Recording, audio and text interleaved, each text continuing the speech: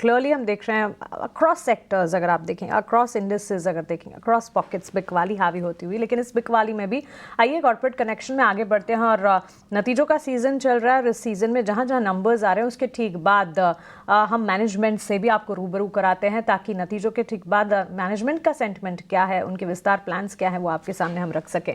Corporate connection में आज हम बात करेंगे बायोकॉन बायोलॉजिक्स के मैनेजमेंट से। कंपनी देश की जानी मानी बायो फार्मास्यूटिकल कंपनी है। कंपनी का focus affordable biosimilars, generic formulations, complex APIs के डेवलपमेंट पर रहता है।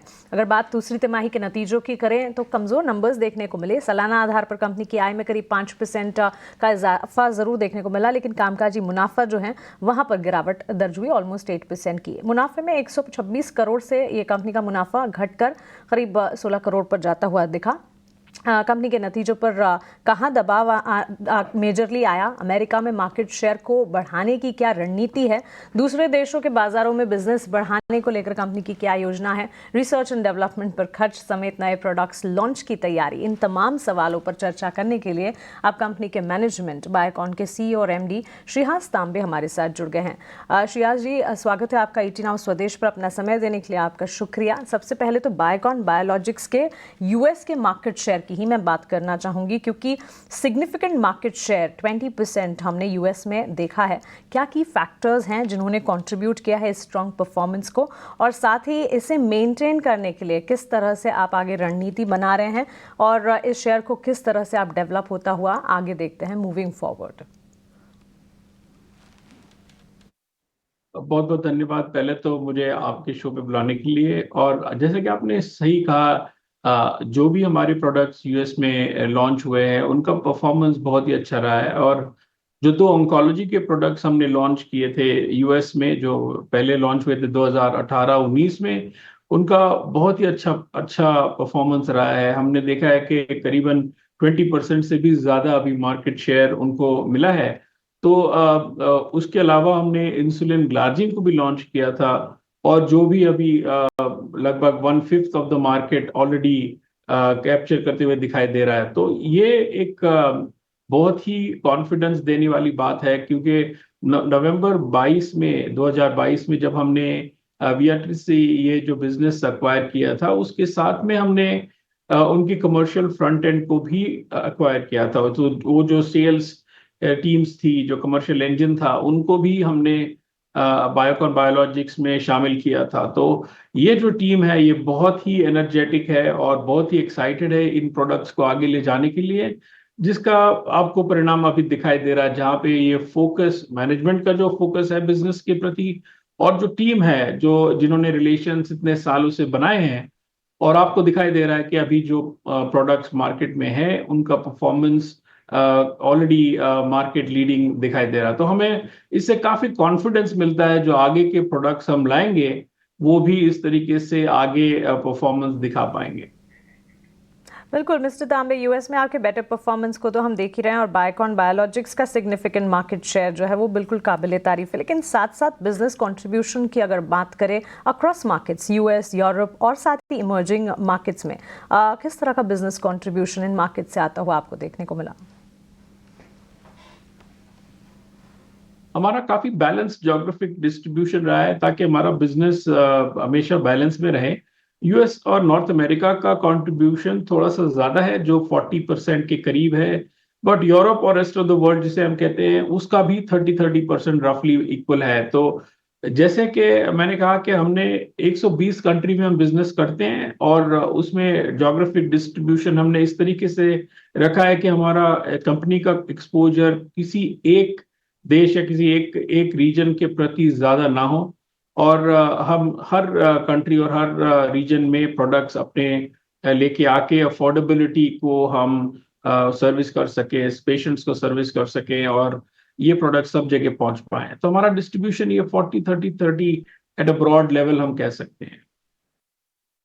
Mister Tambe, as I see business contribution और साथ ही जोग्राफिकली आपकी डिस्ट्रीब्यूशन की अगर बात करें, काफ़ी इक्वली डिस्ट्रीब्यूटेड है across the globe as we see. लेकिन साथ साथ ये इक्वली डिस्ट्रीब्यूट जो किया है बिजनेस को, और उसके साथ जो प्रदर्शन हमने यूएस मार्केट्स में देखा है और साथ ही रेस्ट ऑफ द जोग्राफीज में देखा है, वित्त वर्ष का फर्स्ट हाफ से अगर वित्त वर्ष के दूसरे हाफ को समझने की कोशिश करें, क्या फर्स्ट हाफ से बेटर आप देखेंगे FY25 का सेकेंड हाफ?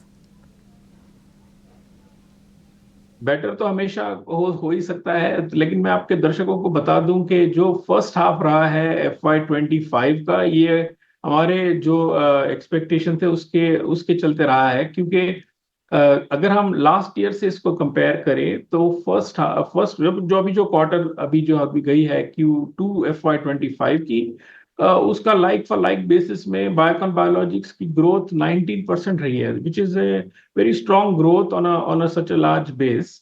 और अभी जो फर्स्ट हाफ अगर हम देखें तो उसका भी ग्रोथ काफी स्ट्रॉन्ग रहा है, लगभग 16 to 18% के बीच उसकी ग्रोथ है on a like for like basis. और इस नॉट जस्ट रेवेन्यू ग्रोथ, इसके साथ में कोर एबिटा जो है बिना R&D के अगर हम देखें वो भी स्ट्रांग है, 30s में है, और जो एबिटा परफॉर्मेंस है वो mid-25 में है। तो सिर्फ रेवेन्यू ग्रोथ ही नहीं बल्कि प्रॉफिटेबली वो ग्रोथ आई है। तो हम फर्स्ट हाफ के जो रिजल्ट्स आए हैं उससे हम काफी हैप्पी है, जो सेटिस्फाइड है, जो हमारा एक्सपेक्टेशन था उसके लाइन में है।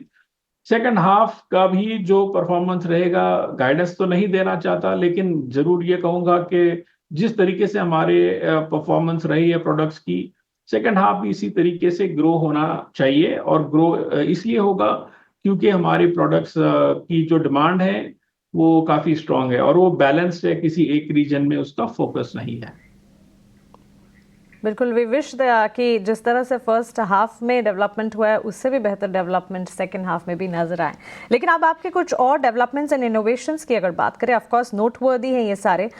सबसे पहला तो USD बॉन्ड्स में सक्सेसफुल रीफाइनेंसिंग जो देखने को मिली और साथ ही न्यू सिंडिकेटेड लोन फैसिलिटी, काबिल तारीफ है ये सारे के सारे developments. Could you share the basis points of savings anticipated from the new financing arrangement compare to आपके जो डेट स्ट्रक्चर प्रीवियस हैं उनसे? ये जो आपने बात कही अभी, जो जो स्ट्रेटेजिक रीफाइनेंसिंग की, ये बहुत ही स्ट्रेटेजिक और बहुत ही इंपॉर्टेंट है बायोकॉन बायोलॉजिक्स के लिए, करना बहुत ही जरूरी था। कूपन जो आप बात करें, जो जो कॉस्ट ऑफ फाइनेंसिंग है, ये तो डेफिनेटली एक पॉइंट है जो पहले से बेटर है, तो ये मैं आपको बताऊंगा। लेकिन इससे पहले मैं ये बताना चाहूंगा कि ये बहुत ही स्ट्रेटेजिकली इंपॉर्टेंट था बायोकॉन बायोलॉजिक्स के लिए करना, क्योंकि हम लिक्विडिटी लाना चाहते थे सिस्टम में। फाइनेंशियल फ्लेक्सिबिलिटी की बहुत ज़रूरत होती है बिजनेस में, ताकि हम बिजनेस की तरफ ध्यान दे सके, बिजनेस में फोकस कर सके, ना कि सिर्फ डेट को सर्विस करने में ध्यान हमारा वहाँ पे अगर केंद्रित हो जाए तो फिर बिजनेस की तरफ ध्यान कम हो सकता है। तो इसलिए ये करना बहुत ज़रूरी था। और मैं आपको ये बता दूं कि ये US डॉलर का जो बॉन्ड हमने किया है, जो अभी सिंगापुर स्टॉक एक्सचेंज में लिस्ट हुआ है, वो काफी उसका अच्छा सब्सक्रिप्शन रहा, वो 3 times ओवर सब्सक्राइब्ड हुआ। उसके मोस्टली इन्वेस्टर्स ग्लोबल हैं, 50 से ज्यादा इन्वेस्टर्स हमारे US और यूरोप से आए हुए हैं। US यूरोप से लगभग 80% इन्वेस्टर्स हैं। तो ये बहुत ही ज्यादा कॉन्फिडेंस देने वाली बात है, जो बायोकॉन बायोलॉजिक्स की जो ग्रोथ स्टोरी है, जो हमने आज तक डिसीजंस लिए हैं, जिस तरीके से हमने बिजनेस को अभी तक बनाया है, और आगे भी जो बिजनेस के प्रति लोगों को और इन्वेस्टर्स को कॉन्फिडेंस है, ये बॉन्ड एक तरीके से इसका सब्सक्रिप्शन, और जिस तरीके से अभी जो सिंगापुर स्टॉक एक्सचेंज पे ये ट्रेड कर रहा है, ये बता रहा है। सो ये करेक्ट। एक और चीज़, आपके बेंगलुरु कैंपस में बायोकॉन बायोलॉजिक्स के ड्रग सब्सटेंस को US FDA ने वॉलंटरी एक्शन इनिशिएटेड क्लासिफाई किया है। सो सबसे पहले तो फीडबैक FDA की तरफ से कब तक आता दिखेगा, और साथ ही अगर आप CGMP upper inspection in Malaysia पर कोई अपडेट दे पाएं? तो आपने सही पॉइंट को बताया। अभी हमें अभी US FDA से पिछले हफ्ते खबर मिली थी कि हमारा जो बेंगलुरु का जो रिकॉम्बिनेंट ह्यूमन इंसुलिन का ड्रग सब्सटेंस सप्लाई करने वाला जो फैसिलिटी, जो प्लांट है, जो US में सप्लाई करता है ड्रग सब्सटेंस, उसको US FDA ने वॉलंटरी एक्शन इनिशिएटेड सर्टिफाई किया है, जो एक बहुत ही पॉजिटिव डेवलपमेंट है, जिसके जो कॉन्फिडेंस देने वाली बात है। अगर मैं आपके दर्शकों को बताऊं तो जनवरी में हमने US FDA की लीडरशिप के साथ भी काफी क्लोज डिस्कशन करी थी, जिसके चलते आपने 3 इंस्पेक्शंस देखे, जो एक अभी जिसके बारे में हमने डिस्कशन अभी की है, जिसका आउटकम अभी आया है, लेकिन और 2 इंस्पेक्शंस भी बाकी है। एक जो बैंगलोर की फैसिलिटी है जिसे हम बायोकॉन पार्क कहते हैं, और दूसरी जो आप अभी कह रहे थे मलेशिया की जो साइट है। इन दोनों के में भी इंस्पेक्शंस एजेंसी ने करे हैं, और इसके जो परिणाम है वो अभी आए नहीं है। जैसे ही आएंगे हम उसको डिस्क्लोज करेंगे। बट आपको ये जरूर बताएंगे कि इसके अलावा कई सारी ग्लोबल रेगुलेटरी एजेंसीज हैं, जैसे कि यूरोप की EMA जिसे कहते हैं यूरोपियन मेडिसिन एजेंसी, या जापान की PMDA है, या ब्राजील की अनवीजा है। ये सारी एजेंसियों ने इन फैसिलिटीज को इंस्पेक्ट करके अप्रूवल दे रखा है। Shreyas ji, we will wait for an update on those facilities as well. लेकिन आपकी इंडस्ट्री में रिसर्च एंड डेवलपमेंट की एक अहम भूमिका होती है, and as we see you plan further future investments research and development में। सो यहाँ जब R&D स्पेंडिंग आप करेंगे, कौन से स्पेसिफिक एरियाज हैं जिस पर प्राइमरीली फोकस होगा R&D इनिशिएटिव्स को लेकर in the coming years?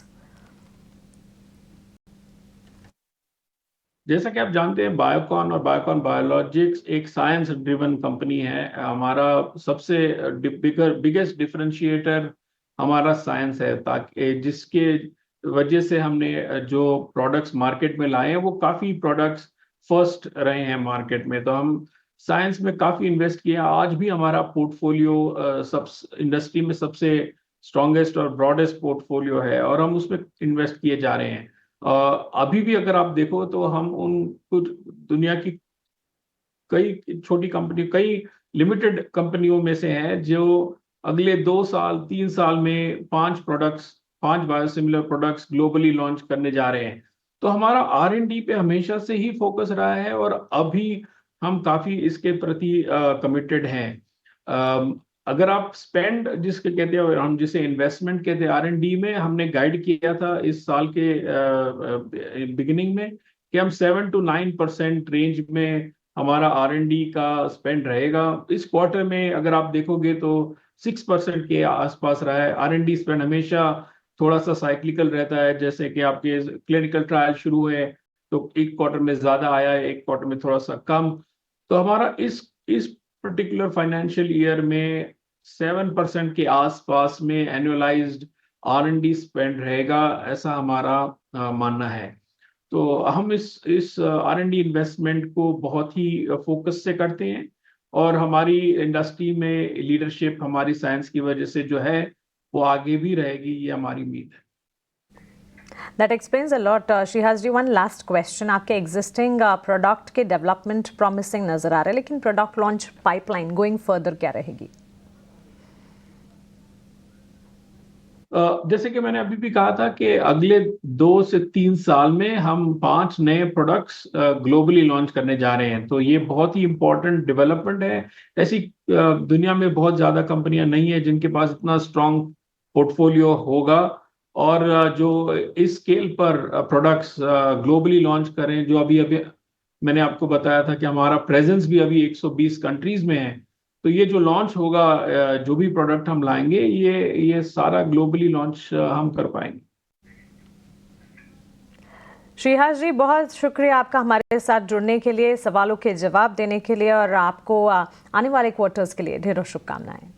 So Biocon के मैनेजमेंट से हमने उनके नतीजों के ठीक बाद बातचीत की, और इस वक्त अगर आप देखें कमज़ोर बाजार में बायोकॉन के स्टॉक में भी मूवमेंट नेगेटिव है, करीब 2% की गिरावट, 312 के स्तर। लेकिन मैन फ्रॉम मोतीलाल ओसवाल, चंदन तापड़िया आप हमारे साथ जुड़ गए हैं। आइए उनसे बाजार पर और साथ ही स्टॉक स्पेसिफिक मूव्स पर उनकी राय जानते हैं। गुड आफ्टरनून चंदन। सबसे पहले तो बायोकॉन पर ही एक आउटलुक आपसे जानना चाहेंगे। दूसरी तिमाही के नंबर्स अगर रेवेन्यू को छोड़ दें तो कमज़ोर ही थे। रेवेन्यू में ऑलमोस्ट 3.5-4% की मूव सालाना आधार पर देखने को मिली। ऑफकोर्स डेवलपमेंट इनके अमेरिकी बिजनेस में अच्छा खासा नजर आ रहा है, लेकिन टेक्निकली चार्ट्स पे आपका आउटलुक क्या होगा?